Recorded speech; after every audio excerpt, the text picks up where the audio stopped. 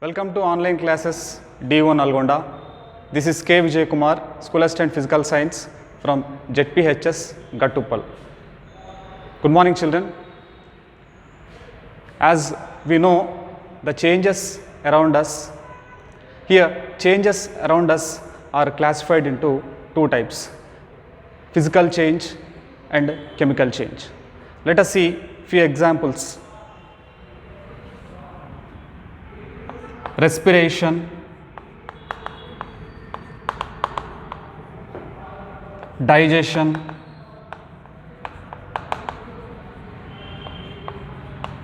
burning of crackers,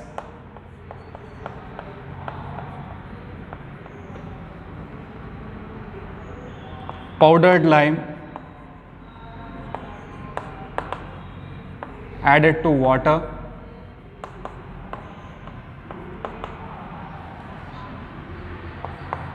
breaking a cup,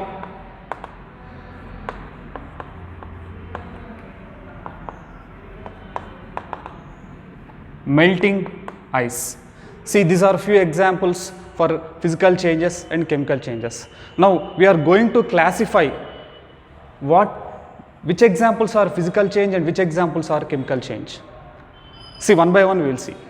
Here, if you come across breaking a cup, see, if you break a cup, the cup breaks into small pieces.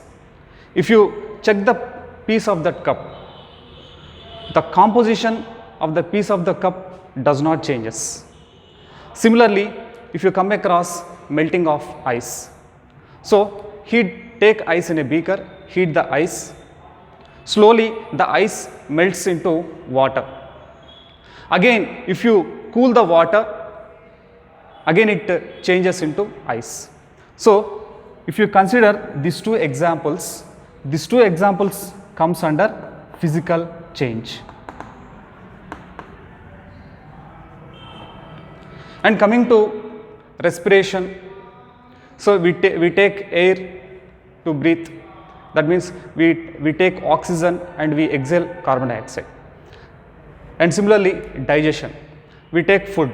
By taking the food is converted into small pieces. From that we get glucose, and that glucose is supplied to various organs of the body to get energy. And similarly, burning of crackers. So what happens if you burn the crackers? Ash is produced. Similarly, a powdered lime added to water, a new product is formed. So in these four examples, new substances are formed. Therefore, these are the examples of chemical change. Now we will see what are the results of physical change and chemical change. See, in physical change, no new substances are formed here, and also the change is temporary, and you can reverse the physical change. That means if you consider the melting of ice is melted into water, and again water can be converted into ice by cooling. That means here the physical change is a reversible change, and also it is a temporary change. Not only these two examples, you can also take the example of sublimation of iodine. See, iodine is in a solid state. If you heat the iodine, it directly converts into gaseous state. Again, on cooling that gaseous state of iodine, again it converts into the solid substance. And if you come across the chemical changes, see, in chemical change always new substances are formed, and the new substances which are formed cannot be reversed. Therefore, this is not a reversible reaction. And also, whatever the products are formed in chemical change, they are permanent. That is why this chemical change is also called as a permanent change. So by taking the consideration of this chemical change, can we show the chemical change in the form of a chemical reaction? That we will see in three activities. We come across powdered lime added to water. So we will see the first activity, powdered lime added to water. So what is a quicklime? We know quicklime is a common name for calcium oxide. Activity 1. So here what you are taking? You are taking 1 gram of calcium oxide. The common name for calcium oxide is quicklime, and add 10 ml of water to it in a beaker. So in a beaker you take 1 gram of calcium oxide, that is quicklime, and add 10 ml of water to it. Now you touch the beaker with your fingers. So what do you notice?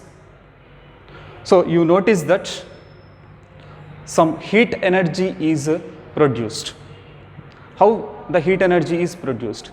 That means when calcium oxide reacts with the water, certain amount of heat energy is produced. Therefore this process is called as exothermic process, or you can say exothermic reaction. That means you have taken a beaker. So in this beaker you have taken powdered lime, that is calcium oxide, and you have added water to it. So due to the chemical reaction, this quicklime or calcium oxide reacts with water. A new substance is formed, and also the beaker becomes hot. So this is nothing but it is a chemical change. New substance is formed. So after dissolving the quicklime in water, observe the color of the solution. So it is a colorless solution. So, and also you can check the nature of the solution. You try to test the nature of the solution with litmus paper. Here, what is litmus paper? Litmus paper is an indicator used to check whether the solution is acidic, basic, or neutral in nature.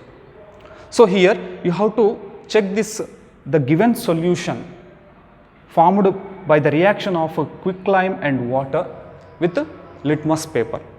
You check with first of all with the blue litmus paper. So you dip blue litmus paper into this solution. What happens? Similarly, you dip red litmus paper afterwards. So what do you observe? So when you dip blue litmus paper into the solution, there is no change in the color of the litmus paper. When you dip red litmus paper into this solution, the red litmus paper converts into blue. So indicating that the nature of the solution is base. That is, the given solution formed is basic in nature. So what conclusions what you can make by observing this activity? New product is formed. One thing is new substance is formed. The reaction, in this reaction, heat energy is released. And also the solution became, it is a colorless solution. Okay. Now coming to activity 2.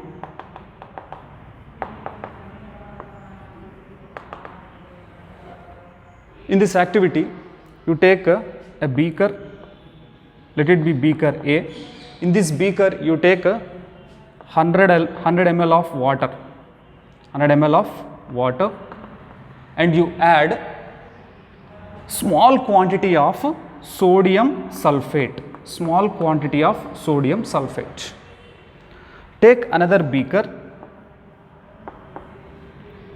So in this beaker also you take 100 ml of water and you add small quantity of barium chloride. Observe the color of the two solutions. Here this is one sodium sulfate solution, here it is a barium chloride solution. Observe the color of the solutions. Here the two solutions are colorless. Colorless solutions are formed. Now you mix these two solutions into another beaker, say beaker C. Another beaker, you mix these two solutions, sodium sulfate solution, and you transfer barium chloride solution also in beaker C. So what do you observe? You observe white colored insoluble substance formed bottom of the beaker, and the remaining liquid solution is also formed above that solid substance. So the solution became white colored. So a new product is formed. This new product is nothing but barium sulfate. So solid substance is collected at the bottom of the beaker. So this solid substance is nothing but barium sulfate solution, and the remaining solution is sodium chloride. So here also chemical change took place. We have taken two substances, sodium sulfate solution and barium chloride solution. So by the reaction of these two substances, new substances are formed, new products are formed here. One is barium sulfate and the other sodium chloride. And compared to the first activity, here insoluble substance is formed. So here this insoluble solid substance formed is nothing but precipitate.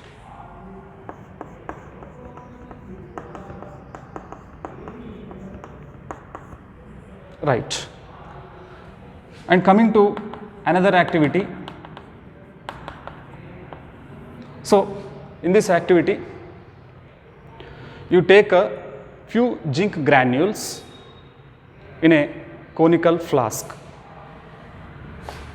Take a conical flask.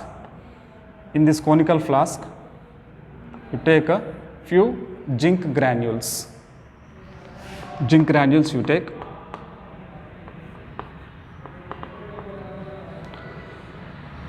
In this conical flask, you take 5 ml of dilute HCl, dilute hydrochloric acid. You add 5 ml of dilute hydrochloric acid.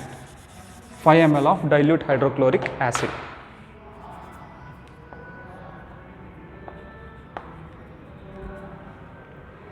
So what do you see the changes inside the conical flask? So when hydrochloric acid, dilute hydrochloric acid is added to zinc granules, if you touch the conical flask become hot. That means certain amount of heat energy is released. And also you bring a burning matchstick near the mouth of the conical flask. The matchstick puts off with a pop sound. So this indicates that a gas is released by reacting HCl and zinc. So what is that gas? The gas which puts off burning matchstick or any burning substance with a pop sound is nothing but hydrogen gas. So here in this activity we have observed that new products are formed as well as gas is also evolved. And also this is a exothermic process or exothermic reaction. Now by combining these three activities, activity 1, activity 2, activity 3, by these three activities you can give some conclusions. See, original substances lose their characteristic properties and new products are formed which have different physical states and color. Second one, that means here what are formed here? New products are formed. New products are formed. Next one, chemical changes may be exothermic or endothermic. That means heat may be released or heat may be absorbed. Exothermic or endothermic. Sometimes insoluble substance is formed, like we have seen in this second activity. So, the insoluble substance which is formed due to the reaction is nothing but precipitate.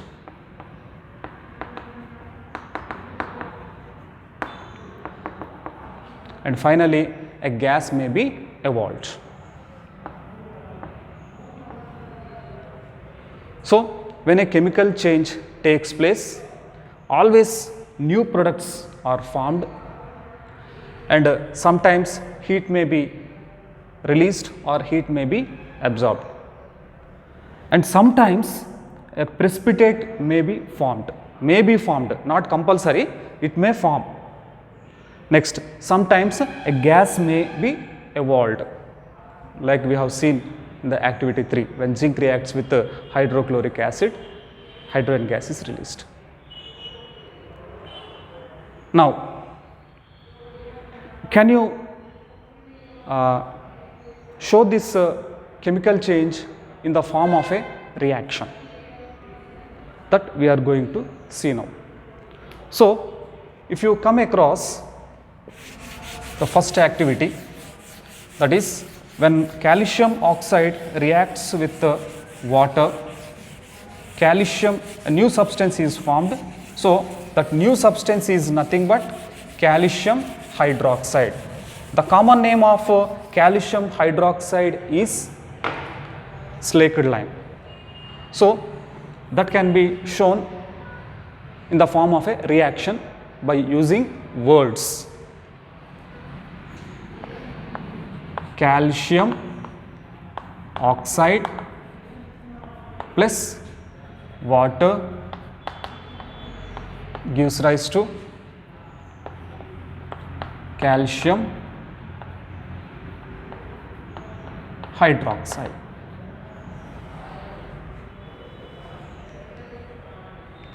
So, the reaction which is written in the form of words is nothing but word equation. We call it as word equation.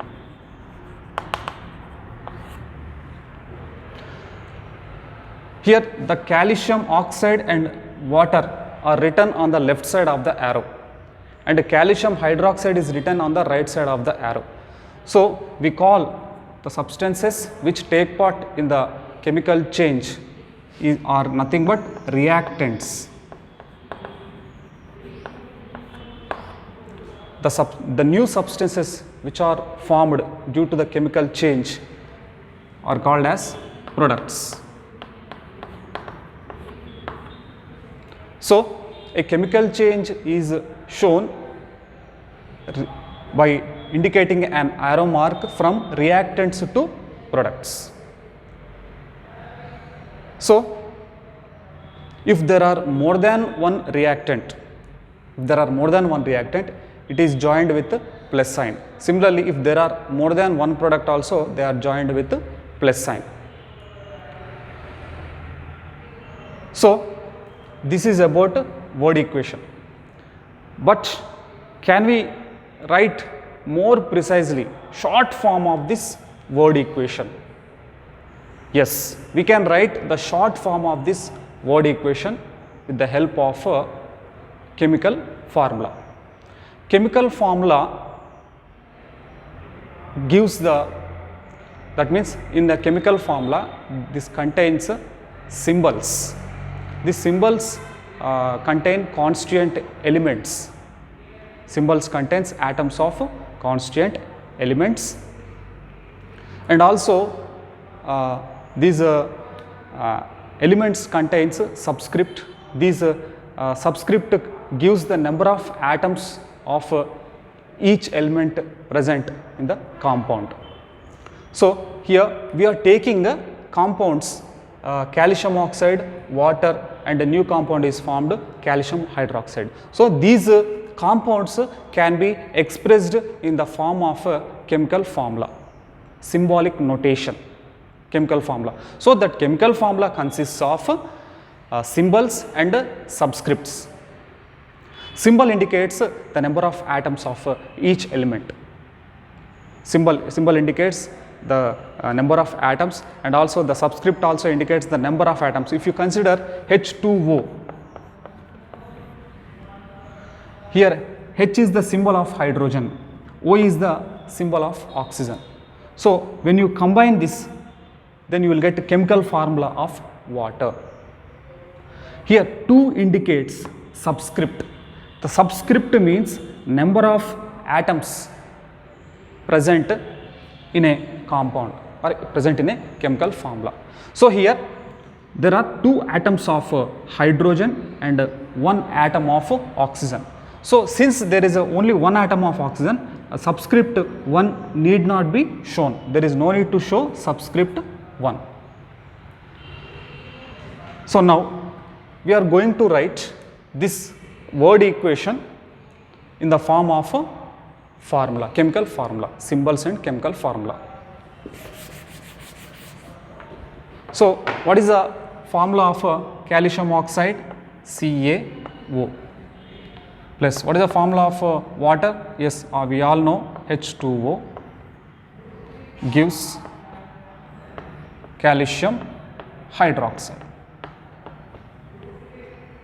So this is a chemical reaction given from taken from the activity 1. So the activity 1 can be simply explained in this form also. 10 grams of calcium, 1 gram of calcium oxide is taken in a beaker, and 5 ml of water is added to it, and new substance is formed, calcium hydroxide. Like similarly, in the second activity, we have taken sodium sulfate solution, that is Na2SO4 plus barium chloride solution.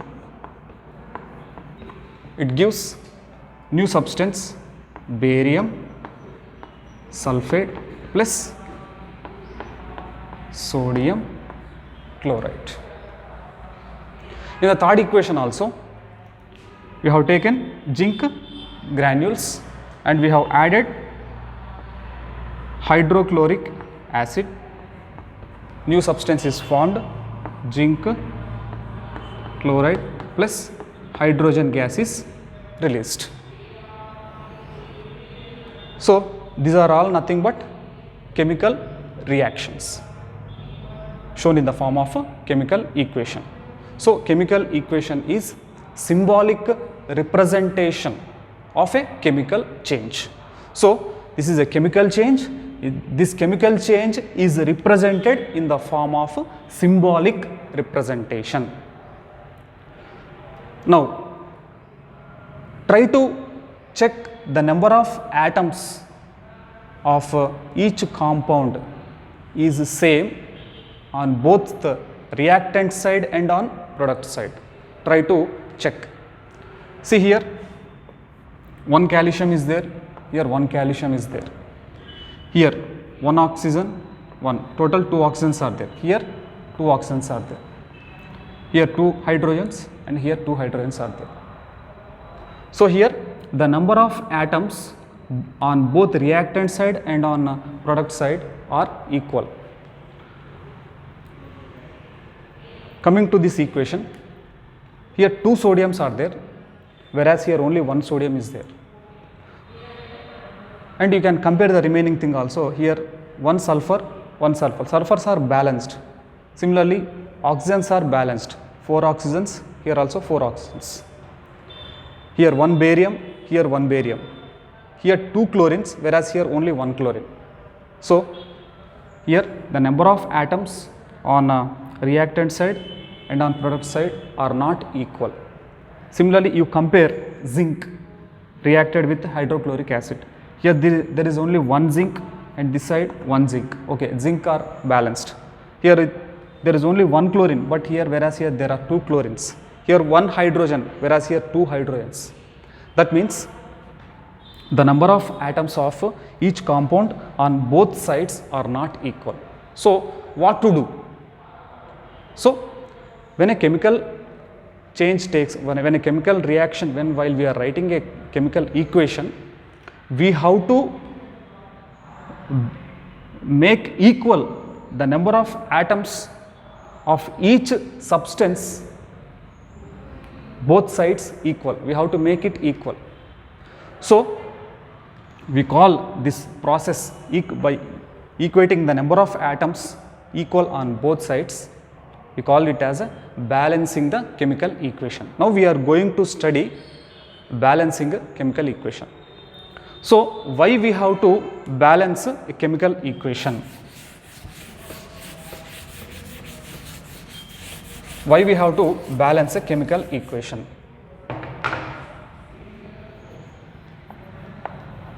Balanced chemical equation.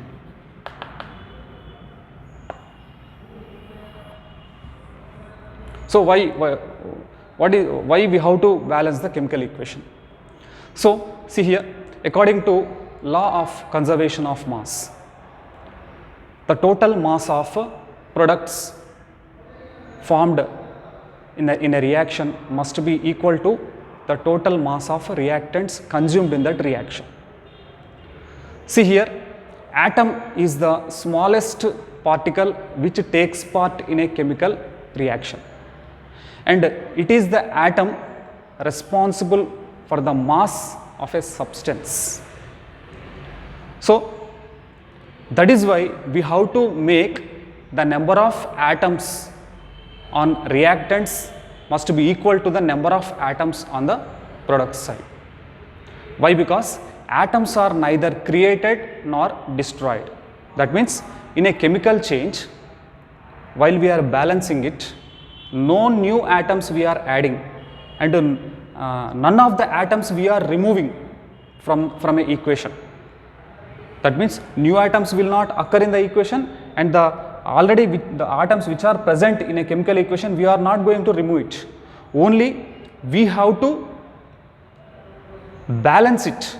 That means we have to change the coefficients only while balancing the chemical equation. See, we take example, hydrogen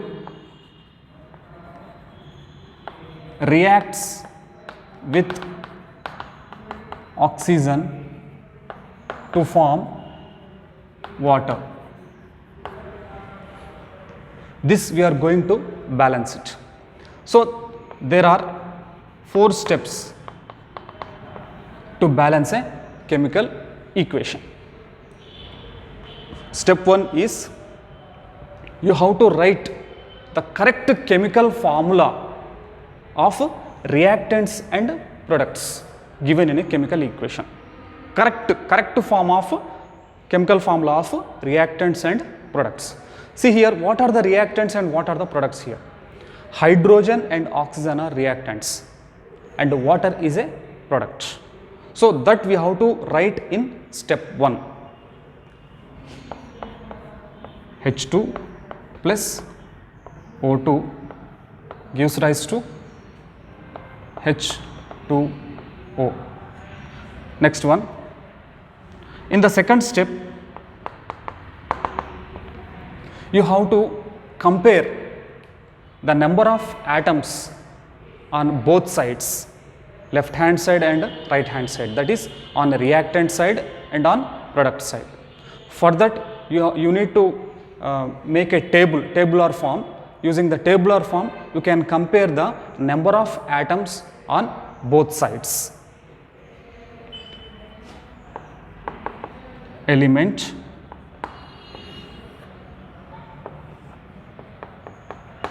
number of atoms, left hand side, right hand side.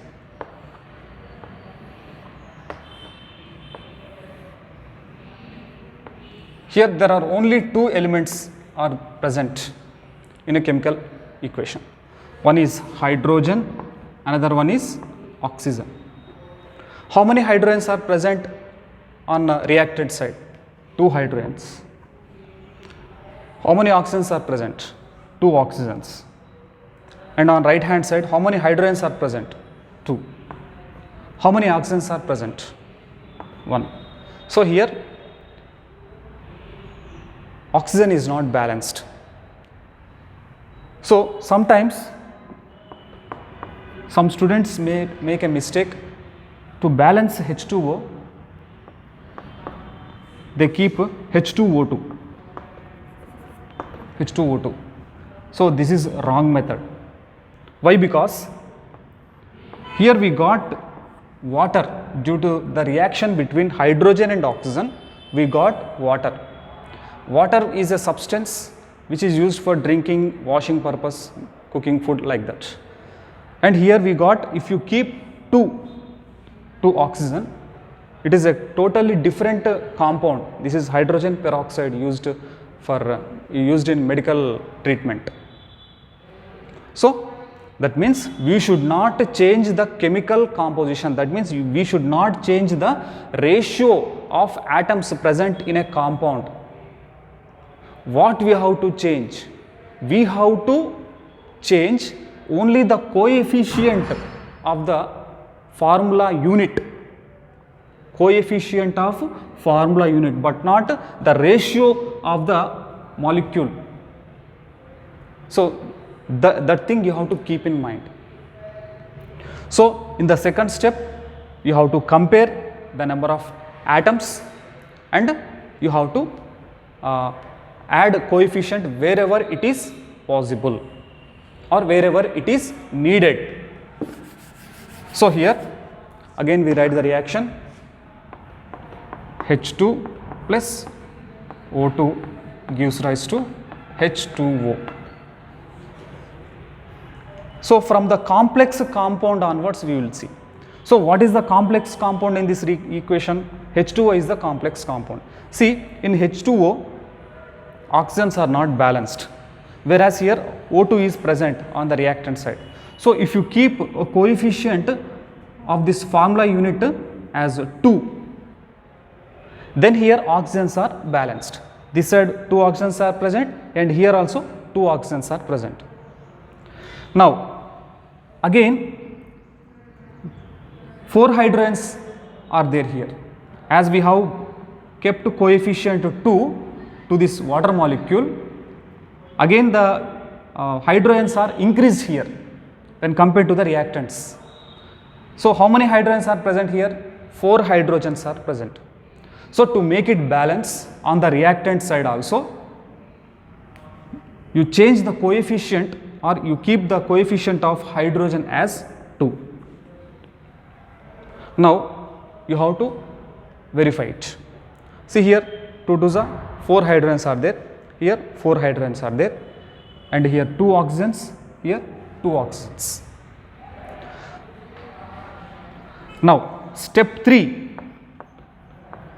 In the step 3, you have to make sure that the coefficients which we have added on both reactant side and on product side, you have to make it into smallest possible whole number. Coefficients must be reduced to smallest possible whole number. But is it required here? So there is no need to reduce the coefficients here, because here for hydrogen 2 is present, for water molecule 2 is present, and for oxygen there is no number present here. That is why no need to reduce the coefficients. If possible only, you have to convert the coefficients into smallest possible whole number. And now step 4, final step. Final step is nothing but you have to verify the number of atoms on the reactant side and on product side, whether they are equal or not. So for that again you take this table element, left hand side, right hand side, hydrogen, oxygen.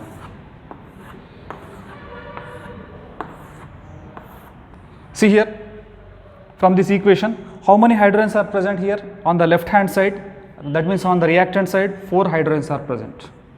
How many oxygens are present? 2 oxygens are present. And coming to right hand side, 4 hydrogens are present. Sorry, 2 to the 4 hydrogens are present. And similarly, 2 oxygens are present.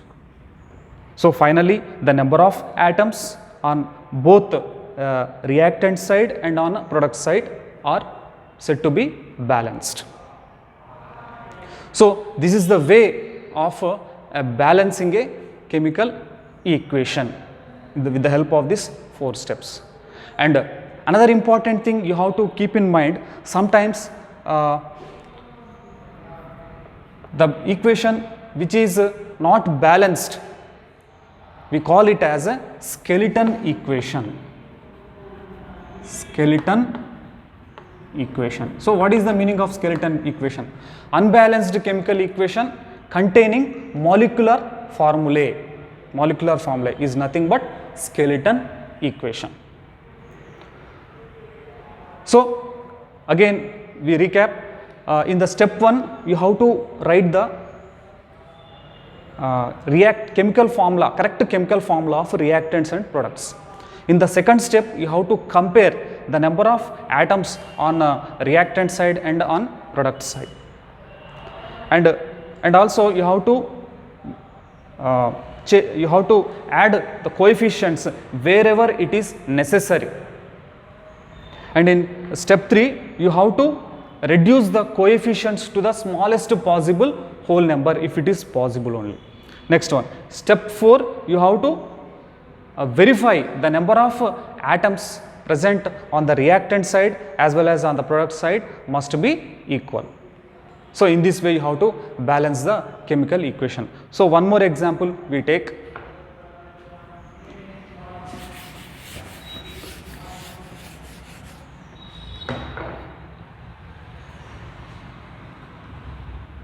Combustion of propane.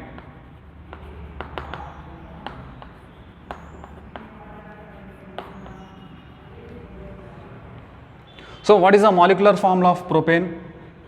So first step we are going to write, step 1, C3H8 plus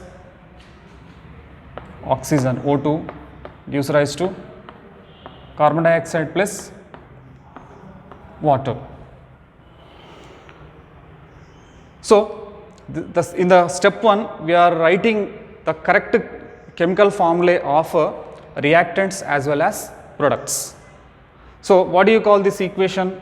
Skeleton equation, unbalanced chemical equation containing chemical formula, molecular formula of all substances present in a chemical equation is nothing but skeleton equation.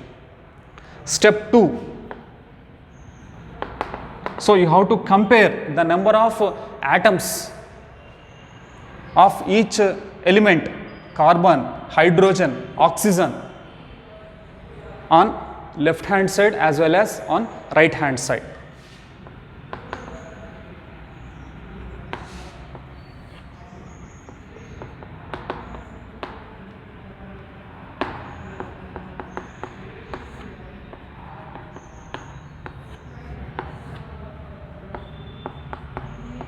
Carbon, hydrogen, oxygen on both left hand side, that means on both reactant side as well as on the product side. See here, how many carbons are present here? 3 carbons are present on left hand side. Similarly, how many hydrogens? 8 hydrogens. How many oxygens? 2 oxygens.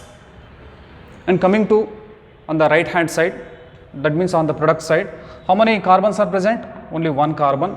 How many oxygens? 2 plus 1, 3 oxygens. And similarly, how many hydrogens? 2 hydrogens. And how many oxygens? 2 plus 1, 3 oxygens. So it is not balanced equation. So now we have to equate the number of atoms on both sides by adding the coefficients wherever it is necessary. For that, again you repeat the equation, C3H8 plus O2 gives rise to CO2 plus H2O. Coming to the complex compound, so what is the complex substance in this equation? C3H8 is the complex substance. How many carbons are present? 3 carbons are present. So for this carbon dioxide only 1 carbon is there. So you add the coefficient 3 for the formula unit of carbon dioxide. Now, so here carbons are balanced. Now coming to hydrogens, 8 hydrogens are present in propane. So here only 2 hydrogens are present in water molecule. So if you add coefficient 4 to this water molecule, then the hydrogen atoms becomes 8. 4. Now if you check, 4 2s are 8 hydrogens, whereas here 8 hydrogens. Therefore here carbons as well as hydrogen atoms are balanced on both sides. Now coming to the last atom, that is oxygen. Last element is oxygen. Here 3 2s are 6 oxygens are present, and in this 4 oxygens are present. So altogether how many oxygens are present? 10 oxygens are present, whereas here only 2 oxygens are present. So if you keep the coefficient 5 to this oxygen molecule, then it becomes 10 oxygens. So here finally oxygens are also balanced. Now step 4, in step 4 you have to reduce the coefficient, step 3, in step 3 you have to reduce the coefficients to the smallest possible whole number. So is there any chance to change into the smallest possible whole number ratio? There is no need to change, because already they are different coefficients, because they do not have any common factor. If at all there is any common factor, we can divide that substance, we can divide that coefficient, but here there are no common factors. That is why no need to change, just you leave as it is. Now final step, step 4. So in step 4 what you have to do? You have to verify the number of atoms on both sides, on a reactant side and on product side, whether they are equal or not. Just you have to compare it.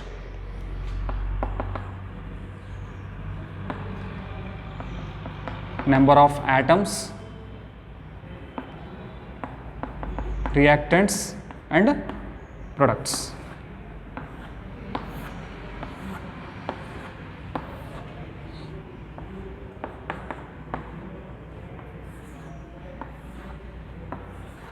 See here, how many carbons are present? On left hand side, 3 carbon atoms. And how many hydrogens? 8. How many oxygens? 10 oxygens. And on the right hand side of the equation, how many carbon atoms are there? 3. Similarly, how many hydrogen atoms? 4 to the 8. And how many oxygen atoms? See, oxygen atoms you have to check separately. Here 4 and this side 6. So 6 plus 4, altogether 10 oxygen atoms are present. Finally, the number of atoms on reactant side as well as on the product side are said to be equal, and finally C3H8 plus 5O2 gives rise to 3CO2 plus 4H2O is a balanced chemical equation. So in this class we have studied about introduction to physical change and chemical change, and also we have studied the reaction of powdered lime added to water, and the reaction between sodium sulfate and barium chloride, and the reaction between zinc granules and hydrochloric acid. Based on these 3 activities, we have concluded the that whenever a chemical change takes place, new products are formed, a gas may be evolved, and chemical changes may be exothermic or endothermic. That means heat may be released or heat may be absorbed, and also sometimes an insoluble substance may be formed, like called as a precipitate. And also we have studied how to write a chemical equation, and finally how to balance a chemical equation. I think you have understood this video lesson. Thank you.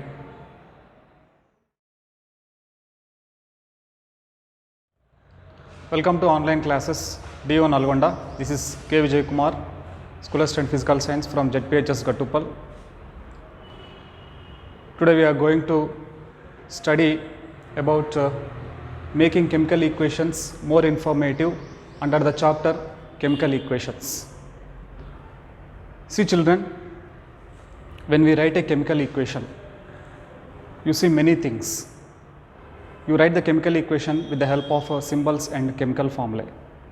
So if the compound or a substance is, we have to express the compound or substance in various physical states. So for that we need to gather some information. So from a particular chemical equation, you can gather lot of information, like you can express the physical states, you can express the heat changes, you can express gas evolved. If at all a gas is evolved, you can express the gas evolved. If at all precipitate takes place, you can express the precipitate, and also you can express the reaction conditions also. So coming to the first one, expressing the physical state. See, when we write a chemical equation, the compounds, each compound get a particular physical state. So if the compound is a solid substance, we use a letter S in subscript place. If it is a liquid, very rarely we use the liquids. So if at all, if it is a liquid, we use L in the subscript of the chemical formula. If it is gaseous, we use G in the gas in the subscript, G in the gaseous subscript of the particular chemical formula. So if the substance is taken as a solution in water, that means if we add water to that substance, then it becomes a solution. There we use a short form AQ. AQ means aqueous. So for solid we show it as S, for liquid L, for gas we show it as G. So if the substance is a solution in water, then we show it as aqueous. So we take one example, aluminium plus iron oxide gives rise to iron plus aluminium oxide. So balance it, 2Al, 2Fe. Here aluminium is taken in solid state. Generally it is in solid state. Iron oxide, solid state, S. Iron, solid state. Aluminium oxide, again in solid state. So like this we express the physical states of each substance in subscript place of chemical formula. So expressing the heat changes. Whenever if you consider a paper is burnt, some amount of heat is released, or when a chemical reaction it takes some heat, there another heat change occurs, that is endothermic reaction. We say it as endothermic reaction. So whenever the reaction is released, whenever the reaction is carried out with the release of heat, we call it as exothermic reaction. Whenever heat is absorbed in the reaction, we call it as endothermic reaction. So the best examples are carbon plus oxygen gives rise to carbon dioxide, See, carbon is in solid state, oxygen is in gaseous state. So, it gives rise to carbon dioxide, plus it releases certain amount of heat. Generally, heat is expressed using the letter Q. So, here heat is released. Therefore, we call this as exothermic reaction. Exothermic reaction. And in case of nitrogen, when nitrogen is reacted with oxygen, here nitrogen is in gaseous state, oxygen is also in gaseous state, and it gives nitrogen monoxide, NO, and this is also in gaseous state. Here heat is absorbed. During this reaction, heat is absorbed. So, we call this as endothermic reaction. So, we can express the heat changes with plus Q and with minus Q on the product side respectively for exothermic and endothermic reaction. And if at all a gas is evolved, as we studied in the third activity, when zinc reacts with hydrochloric acid, and zinc reacts with hydrochloric acid, zinc chloride as well as hydrogen gas is evolved. See, here zinc is in solid state and we have taken dilute hydrochloric acid. Whenever the acid is diluted, we have to denote it with aqueous, AQ. So, after balancing you will get here 2, and here also zinc chloride, aqueous, and we got a gas. So, here gas is represented by the letter G, or you can show it with upward arrow. Any one you can use, either G or upward arrow. So, suppose if you did not keep the G symbol here, then you can show it as upward arrow. Yes, next one, expressing the precipitate. If at all in a chemical reaction a solid substance is formed, then we call it as a precipitate. Insoluble, solid insoluble substance is formed by combining any two compounds, you get a insoluble substance, we call it as precipitate. So, how the precipitate is denoted? Since the precipitate is collected at the bottom of the beaker or a test tube, so we have to show that that particular substance with a downward arrow in a chemical equation.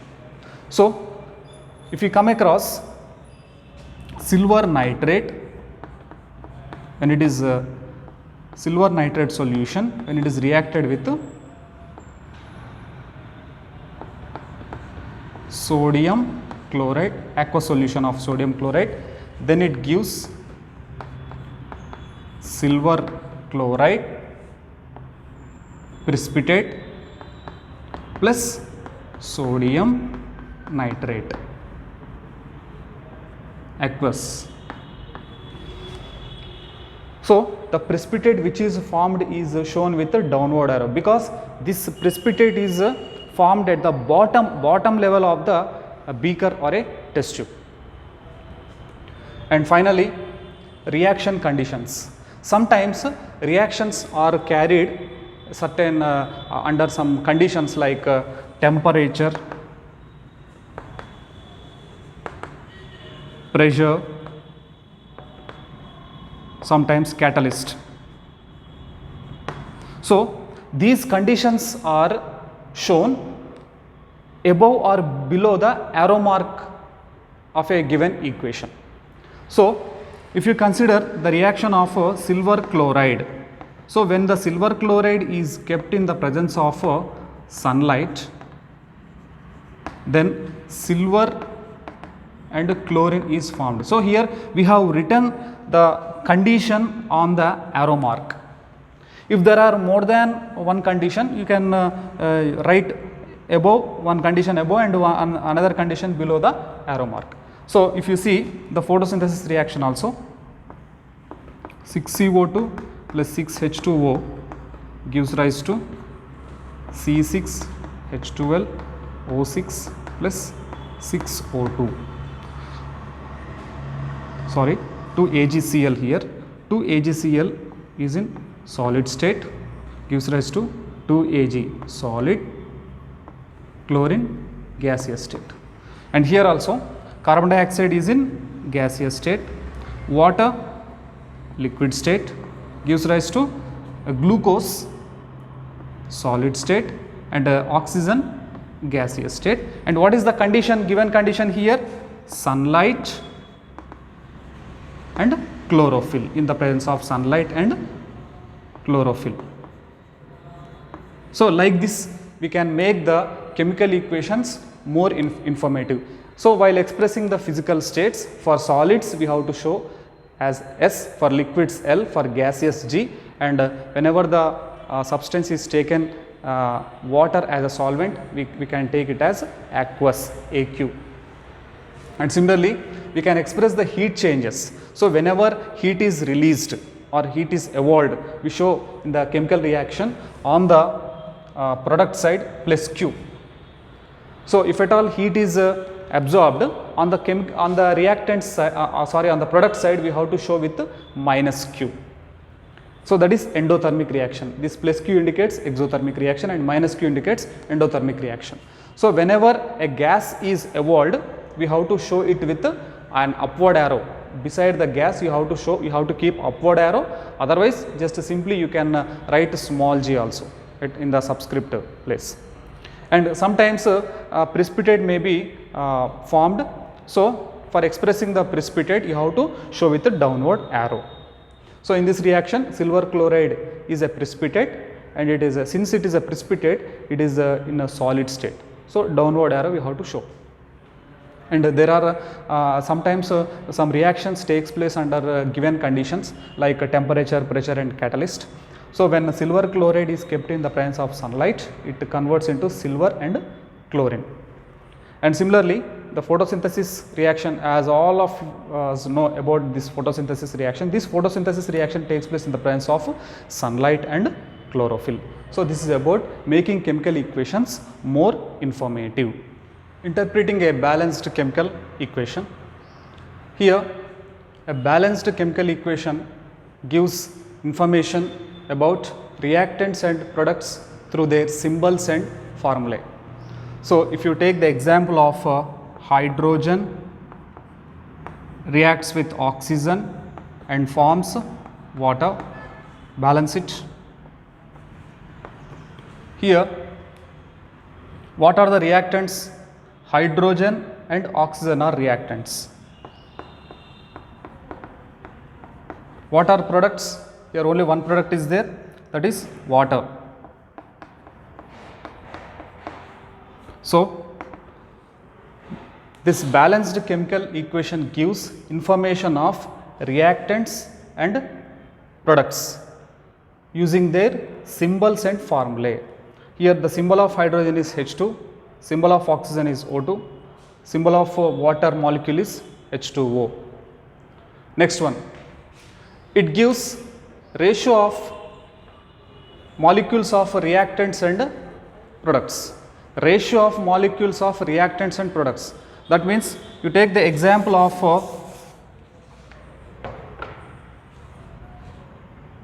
aluminium reacting with iron oxide. It gives iron, aluminium oxide plus iron, balance it. Here two aluminium oxide, here aluminiums are 2, so you keep 2 here, and 2 irons are there here, just you keep 2 here coefficient. Now it is balanced. So here the number of the ratio of molecules of reactants and products, we can get the information. So here what are the reactants and products here? Here reactants are aluminium and iron oxide. Here products are aluminium oxide and iron. So we can get the ratio of molecules. Here what is the ratio of molecules here? 2:1 on the reactant side. And on the product side, what is the ratio? 1:2.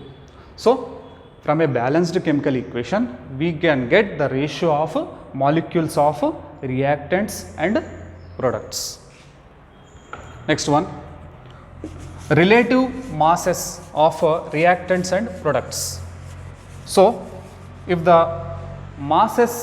molecular masses are expressed in unified mass, then we can calculate the relative masses of reactants and products using a unified mass. So, that can be studied using a balanced chemical equation. So, if you take the example, sodium reacts with water, gives rise to sodium hydroxide plus hydrogen. Balance it, 2 sodium. So, 2 sodiums are there, here 4 water molecules, 2 plus 2 4 water molecules, and 2 oxygens, and here 2 oxygens. Already we studied about balanced chemical equation in the part 1, that is why I am not keeping more concentration on this balanced equation. Okay. See here, what is the atomic mass of sodium?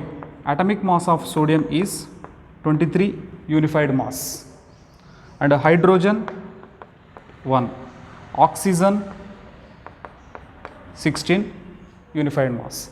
So, just you substitute these values in this chemical equation, 2 into 23 plus 2 into 1 plus 16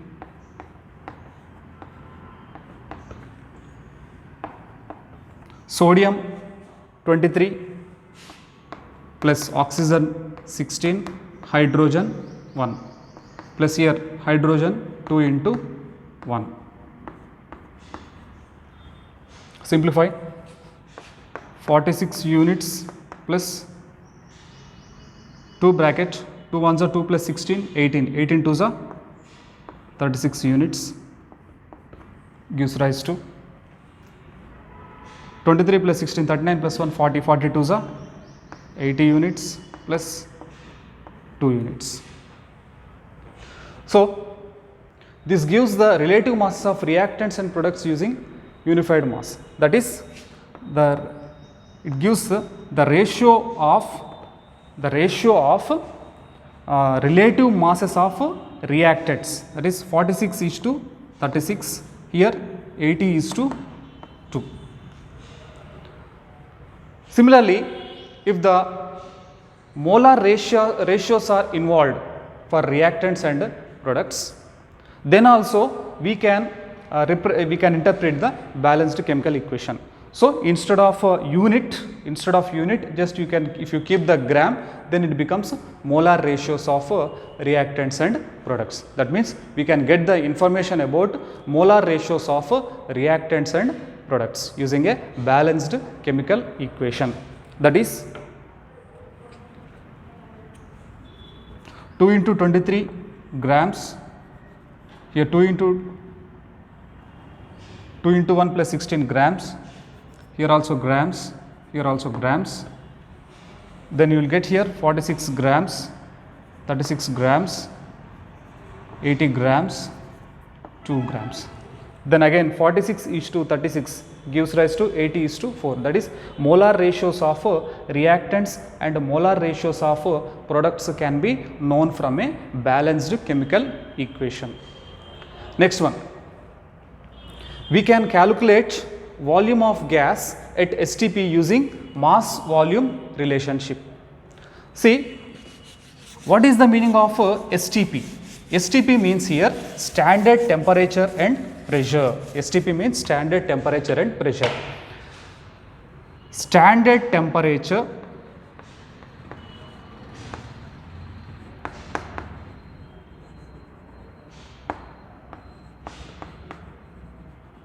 temperature means 273 Kelvin, 0 degree centigrade or 273 Kelvin. Standard pressure means 1 bar. So, 1 bar gives rise to 760 millimeters of mercury. So, here in this condition we can calculate a volume of gas at under the given temperature and pressure using mass volume relationship. So in this you have to understand about gram molar volume also, gram molar volume. So what is the meaning of gram molar volume? Gram molar volume means 1 gram molar mass of any gas at STP, at standard temperature and pressure, occupies 22.4 liters of gas, and we define this as gram molar volume. Again, 1 gram molar mass of any gas at standard temperature and pressure, that is 273 Kelvin and 1 bar 760 mm of Hg, occupies 22.4 liters of gas. This is called as gram molar volume. And also we can calculate number of molecules and atoms using mass Avogadro number relationship, that is mass volume number of molecules relationship. So here what is the meaning of Avogadro number? That is 1 mole of any gas at STP contains 6.02 into 10 to the power of 23 molecules. That means we can calculate number of molecules or number of atoms of substances present in a chemical equation using mass Avogadro number relationship, mass volume Avogadro number relationship. That is what is the Avogadro number? That is, it is given as 6.02 into 10 to the power of 23. So if you are expressing in atoms, you have to take atoms. If you are expressing in molecules, you have to take 6.02 into 10 to the power of 23 molecules. If you are expressing in terms of ions, then it comes into 6.02 into 10 to the power of 23 ions. So here 6.02 into 10 to the power of 23 is a standard number that does not change even if you take atoms or molecules or ions. See here, sometimes the Avogadro number is denoted by Na also. So this is about interpreting a balanced chemical equation. Again, balanced chemical equation gives the information about reactants and products using symbols and formulae. And also it gives the ratio of molecules of reactants and products. And also it gives the relative masses of reactants and products using unified mass. So if the masses are expressed in terms of grams also, it gives the molar ratios of reactants and products. If the gases are involved, we can calculate volume of gas under given temperature and pressure using mass volume relationship.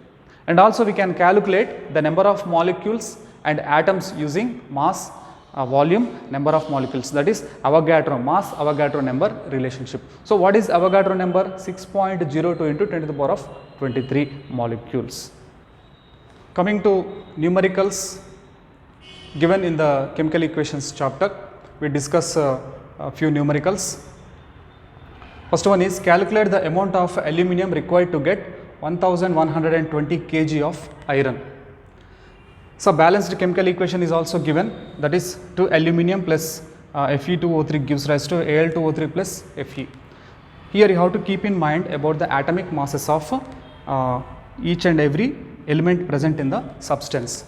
So atomic mass of aluminum is 27 unified mass, iron 56 unified mass, oxygen 16 unified mass.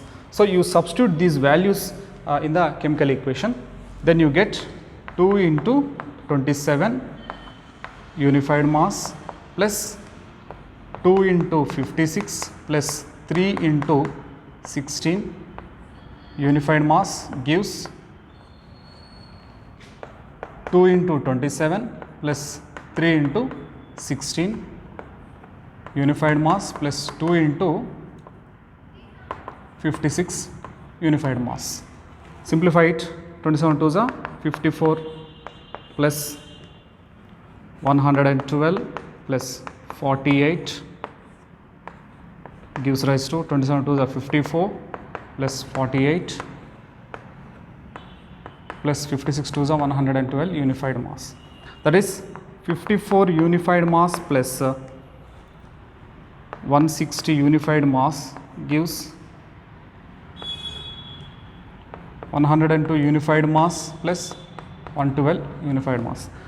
And also we can convert this unified mass if they into grams also, because already we studied that if the molar ratios are expressed in grams, and you can also calculate the relative masses of reactants and products. Therefore, we get here 54 grams plus 160 grams gives rise to 102 grams plus 112 grams. So, here from this equation we have calculated the molar ratios, that is 54 grams of aluminum is required to get 112 grams of iron. Then 1120 kg of iron, to get 1120 kg of iron, how much amount of aluminum is required, that we are going to calculate. Therefore, 54 grams of aluminum is required to get 112 grams of iron. So, how much amount of aluminum is required to get 1120 kg of iron? Since here these are given in grams, you convert this kilograms into grams also. So, you have to keep into 1000 grams.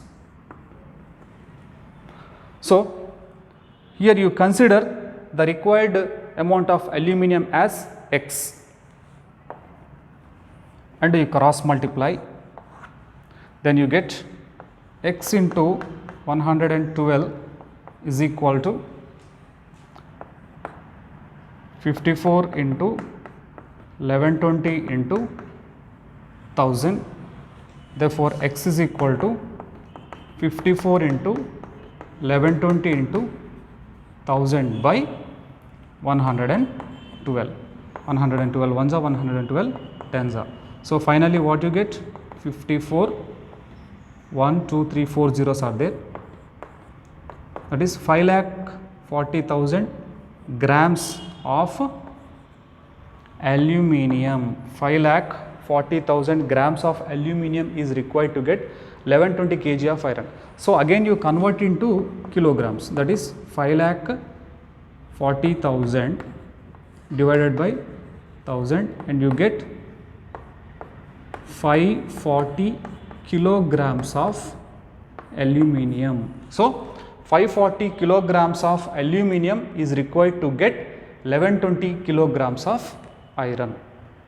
So, this is the process to do the numerical whenever the this type of problem is given. This is the process by using the atomic masses. And second numerical is calculate mass, volume and number of molecules of hydrogen liberated when 230 grams of sodium reacts with excess of water at STP. We know STP condition, standard temperature and pressure, that is 273 Kelvin and 1 bar, at 1 bar, that is 760 mm of Hg. Here the relation is given between sodium and water. So, you write the balanced equation between sodium and water, that is Na plus H2O gives rise to NaOH plus H2. So, balance it. So, it is a balanced equation. Now, you compare this with by writing the atomic masses of various atoms here, various substances. So, what is the atomic mass of sodium? 23 unified mass, hydrogen 1 unified mass, oxygen 16 unified mass. So, you substitute this 2 into 23 unified mass plus 2 into 1 plus 16 gives rise to 23 plus 1 plus 16 plus 2 into 1 unified mass. So, 23 2s are 46 plus 2 plus 16, 18, 18 2s are 36, is raised to 23, 24 plus 16, 40 plus 2, 42s are 80, plus 2 unified mass. So this can be converted into grams also, that is 46 grams plus 36 grams gives rise to 80 grams plus 2 grams. See here, 46 grams of sodium is required to get what do you have to calculate? You have to calculate mass of hydrogen liberated, mass of hydrogen. Therefore, we have to take the relation between here sodium and hydrogen, that is 46 grams of sodium is required to get 2 grams of hydrogen.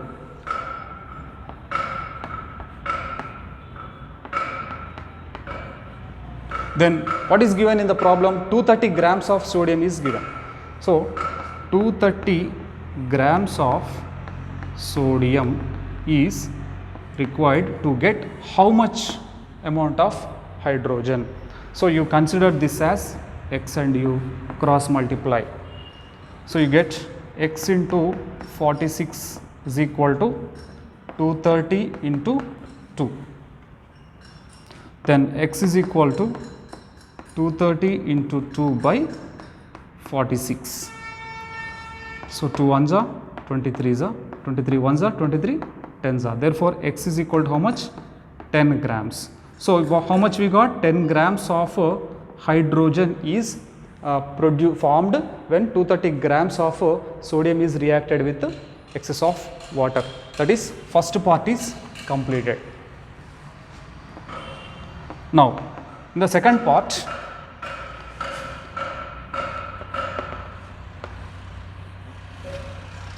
so here we have to keep in mind about the gram molar volume.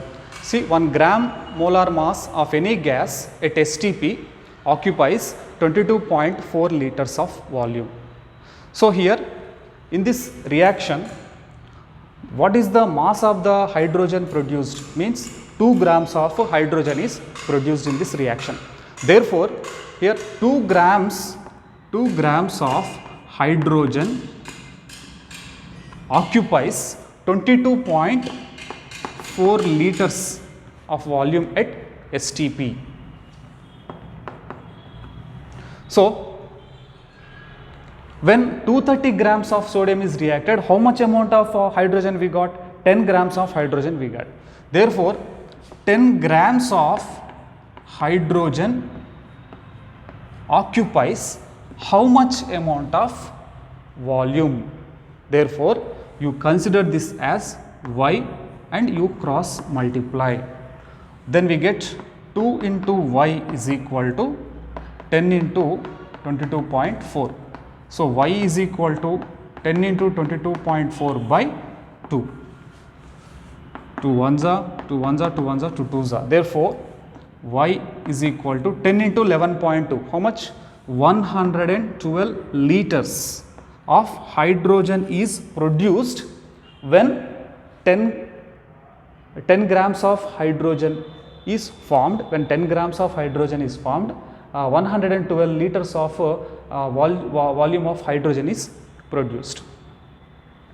So here we have completed volume part also, and finally we have to calculate number of molecules of hydrogen. As we know, 1 mole of any gas at STP contains 6.02 into 10 to the power of 23 molecules. That is Avogadro number. That is Avogadro number how much? 6.02 into 10 to the power of 23. So here 1 mole of any gas means 1 mole of hydrogen gas. 1 mole of hydrogen gas consists of 2 grams of hydrogen. Therefore, 2 grams of hydrogen contains 6.02 into 10 to the power of 23 molecules. Now, Here how much we got hydrogen? 10 grams of hydrogen. 10 grams of hydrogen contains how many molecules? So you consider that as Z. You cross multiply again. 2 into Z is equal to 10 into 6.02 into 10 to the power of 23. Therefore, Z is equal to 10 into 6.02 into 10 to the power of 23 by 2. You cancel 2 ones are, 2 threes are, 1s are. That is 3.01 into 10 to the power of 23 into 10. That is 10 to the power of 24 molecules are present in 10 grams of hydrogen. Therefore, in 10 grams of hydrogen, how many molecules are present? 3.01 into 10 to the power of 24 molecules are present. So, with this we have completed number of molecules of hydrogen atom also. So, like this we have to calculate mass, volume and the number of molecules present in a reaction. So, first of all you have to write a balanced equation. After writing the balanced equation, you have to note down or you have to recall atomic masses of each element present in the equation. Then you have to substitute these values. You have to substitute atomic masses in this equation. So, by comparing the sodium and hydrogen, you have to write the relation. 46 grams of sodium is required to get 2 grams of hydrogen. So, from that 230 grams of sodium, from 230 grams of sodium, how much amount of hydrogen is produced? That means 10 grams of hydrogen is produced. And then in the second part, you have to keep in mind about gram molar volume. That is 2 grams of hydrogen, that means 1 mole of hydrogen gas occupies 22.4 liters. Therefore, 10 grams of hydrogen occupies 112 liters of hydrogen. And similarly, 2 grams of hydrogen contains Avogadro number of molecules, that is 6.02 into 10 to the power of 23 molecules. And 10 grams of hydrogen contains how much? That is 3.01 into 10 to the power of 24 molecules. So, in this session we have discussed about interpreting a balanced equation and also how a chemical equation is more informative, and also we have seen few numerals based on the chemical equations. I hope you have understood this video. Thank you.